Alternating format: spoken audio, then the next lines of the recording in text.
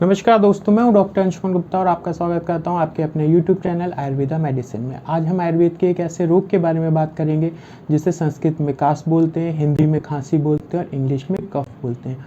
खांसी दो तरह की होती है, सूखी खांसी और गीली खांसी। इसी तरीके से आयुर्वेद में इसे कास बोला जाता है जो 5 प्रकार की होती है: वातज कास, पित्तज कास, कफज कास, क्षयज कास और छतज कास। अब हम इस खांसी को दूर करने के लिए, जो कि गीली खांसी होती है, जिसे हम आम भाषा में बोलते हैं कि हमें बलगम वाली खांसी हो रही है, तो उसे दूर करने के लिए आयुर्वेद में एक बहुत अच्छे चूर्ण का वर्णन दिया गया है जिसे बोलते हैं शीतोपलादी चूर्ण। शीतोपलादी चूर्ण हमारी चरक संहिता, काश्यप संहिता, सुश्रुत संहिता, अष्टांग संग्रह, माधव निदान आदि में काफ़ी विस्तार पूर्वक दिया गया है। तो शीतोपलादी चूर्ण बनाने के लिए हमें 5 तरीके की औषधीय द्रव्यों की आवश्यकता होती है: दालचीनी, इलायची, पिपली, वंशलोचन और मिश्री।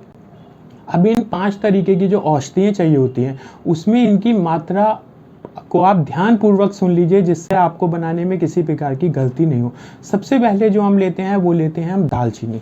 दालचीनी आप देख सकते हैं कि इस तरह की होती है, लकड़ी की तरह। आप अपने घर में गरम मसाले में भी इसे यूज़ करते हैं और ये हमें 10 ग्राम लेनी है। दालचीनी 10 ग्राम लेते हैं। इसके बाद हमारी जो दूसरी औषधि पड़ती है इसमें वो पड़ती है इलायची, सफ़ेद इलायची या जिसे हम हरी इलायची बोलते हैं। इन इलायची के हमें दानों का चूर्ण लेना है। दालचीनी 10 ग्राम और इलायची 20 ग्राम।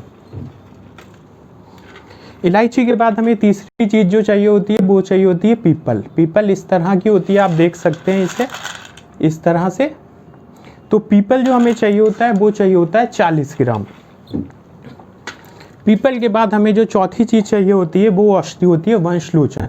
वंशलोचन हमारे जो आपने गांव में बांस का पेड़ देख रखा होगा, उसके अंदर से वंशलोचन निकलता है। आपके घर में आपके मम्मी पापा इससे काफ़ी अच्छी तरीके से परिचित होंगे। किसी भी पंसारी की दुकान से आप ये आसानी से ले सकते हैं। वंशलोचन हमें 80 ग्राम चाहिए होता है। वंशलोचन के बाद जो हमारी सबसे आखिरी चीज़ इसमें मिलाई जाती है उसे बोलते हैं हम मिश्री। मिश्री इस तरीके की लीजिए, ये साबित वाली छोटी वाली मिश्री आयुर्वेद की किसी भी औषधि में इतना महत्व नहीं रखती जितनी ये हमारी बड़ी वाली मिश्री रखती है।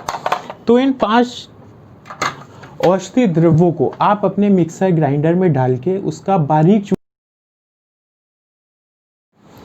तो देखा आपने, ये जो 5 औषधि द्रव्य हैं, एक बार मैं फिर से आपको बता दे रहा हूँ। दालचीनी 10 ग्राम लेनी है, इलायची के दानों का चूर्ण 20 ग्राम लेना है, पिपली हमें 40 ग्राम लेनी है, वंशलोचन हमें 80 ग्राम लेना है और मिश्री हमें 160 ग्राम लेनी है। इन सबको एक मिक्सर ग्राइंडर में डाल के हमें बारीक चूर्ण बना लेना है और चूर्ण बनाने के बाद हमें इसे किसी भी शहद के साथ, ये देख लीजिए शहद किसी भी कंपनी का आप ले सकते हैं, और शहद के साथ हम इसे यूज़ कर सकते हैं। दिन में 2 बार 3 से 4 ग्राम चूर्ण का हमें यूज़ करना है। 1 चम्मच में ले लीजिए या 1 कटोरी में ले लीजिए 3 ग्राम चूर्ण, उसमें थोड़ा सा आप शहद डाल सकते हैं। उसे अच्छे से मिला के आप दिन में 2 से 3 बार इसका यूज़ कर सकते हैं।